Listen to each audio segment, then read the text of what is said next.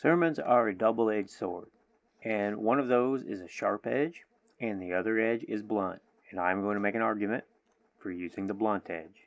When you're figuring out how to use the Bible to create a message to give to a congregation, there is a process called Inductive Bible Study.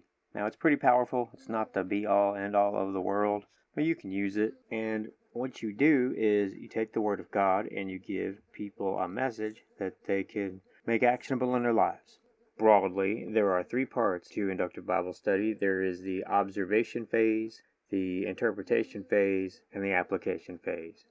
Observation and interpretation are first 2 parts of a scientific method. If the third part were ask the 2 empirical questions from that other video, then it would be a scientific method. But instead of experimentation or something like that, there is the application stage. Now, the blunt edge and the sharp edge use these 3 steps differently. For instance, say you have a verse in the Bible. The observation stage of the blunt edge is you ask yourself, what kind of people wrote this? Who heard it on day 1 that it was first spoken out loud? And who obeyed it? Who would disobey it? That is the observation stage. Second part is the interpretation stage, where you're interpreting what the verse really means. So you need to ask yourself, what kind of a world exists that requires that this verse exists for God to use as a tool to save people?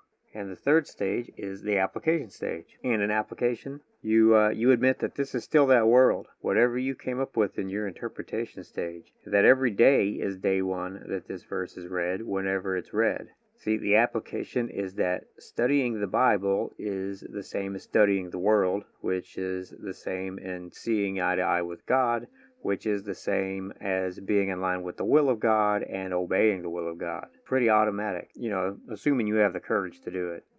You see, the sharp edge sermon also has an observation stage. And what you are observing is, what kind of people am I giving this sermon to? Are they comfortable people? Are they rich people? Are they poor people? Do they have a lot of money? Are they going to give the church money? Do I get the upgrades to the church that I want? The interpretation stage is, what kind of world do they believe that they live in, or they believe that they want to live in? Like, depending on their economic class and their demographics and the kind of place they're from. So you have to interpret what you observe in the way that they dress and how they interact with each other, what kind of comfortable world they live in or wish to live in. Which brings it to the application stage. How can I say these verses are useful to that world that they want to believe in, to the one that they want to live in? What steps can I give them to make that happen? To make them feel good enough to give me money. And that is the 2 kind of sermons you can give. One that comes down to, studying the Bible, becoming in agreement with God about the world, and doing what God says, versus the little tips and tricks and steps in order to have a more Bible-some life rather than a biblical life. And that is a little introduction to the 2 ways of using very simple inductive Bible study on any verses in the Bible to tailor it for the blunt edge or the sharp edge. And I highly recommend the blunt edge. Matthew 16.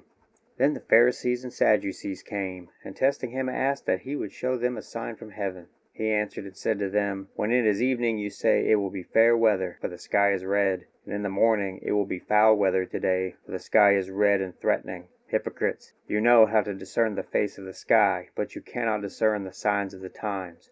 A wicked and adulterous generation seeks after a sign, and no sign shall be given to it, except the sign of the prophet Jonah. And he left them and departed. God bless Christendom. God bless the United States. God bless the United Kingdom. God bless Israel. And God bless you.